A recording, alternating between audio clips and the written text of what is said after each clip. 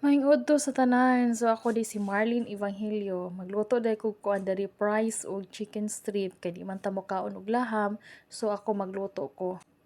Nagpalayo-palayo dahil ko ani kay sakit kay mamisik ang oil. Ug medyo gigutom na jud ko aning time gyud kay gikan pa ko sa eskwelahan. So karon magluto.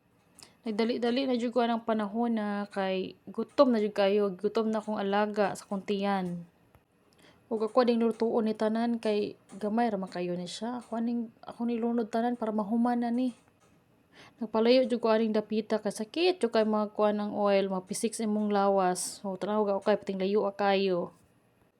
Nangurog na jud akong tibok lawas jud ani ka sa kagutom, nya init pa kay sa gawas.